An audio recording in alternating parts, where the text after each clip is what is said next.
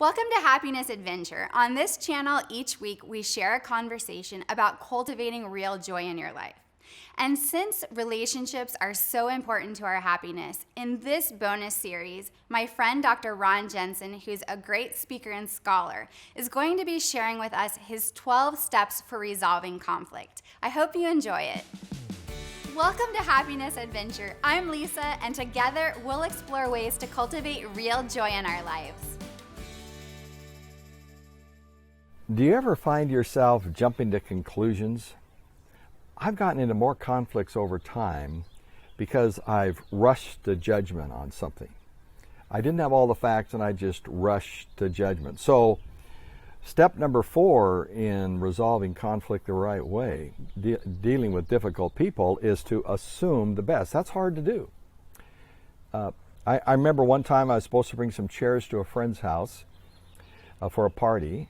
And I showed up, and he met me at the door, and he said, "Ron, where are the chairs?" And I said, "Oh, I forgot. I'm so sorry." And he looked at me and said this just like this, "Well, that figures." And then he walked away.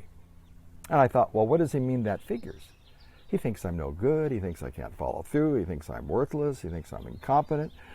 And then I thought, who does he think he is? And I started to build this case in my mind. And then I was standing around talking to some people and looking at him, talking to another group across the room, and they were smiling and laughing, and one of them looked over at me and started laughing some more, and I thought, he's telling them how worthless I am, how crummy I am, and they're all laughing about me, so they don't like me, so I'm not going to like him. And so I was tempted to start to talk to people about him. Now, is that not immature or what?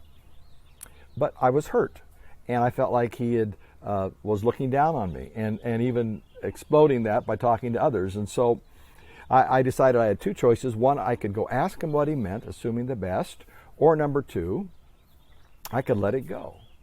I could simply not worry about it, not think about it, just let it go, forgive and forget. And frankly, out of cowardice, I forgave and forgot, I thought. But every time I would see him, I'd just be angry. You know what that's like? You see someone, they don't like you, so you're not going to like them back. And I was angry, a bit bitter, I think, toward him. And finally, it was driving me so nuts, I worked up the courage to go ask him what he meant. And I thought, this is going to be embarrassing because it was so obvious what he meant. So I walked up to him one day and said, the other day when I was at your house, and I forgot to bring those chairs, and you stopped me at the door, and you said that figure. And he stopped me there and said, "Ron, I'm sorry, I shouldn't have said that." And I said, "Well, that's what I thought, but you said it. So since you said it, I was just wondering what you meant." And he looked at me and said, "Ron, all day long I'd been in meetings. I had a terrible day, and in every meeting someone forgot something. It just figured." Do you get the point? What he was saying had nothing to do with me. It had everything to do with his day. But I wasn't liking him because I assumed the worst, that he wasn't liking me. And honestly, I would have gone to the grave probably not liking him and not perhaps even speaking well of him because of the immaturity of my approach. And I learned a very important lesson then. Assume the best.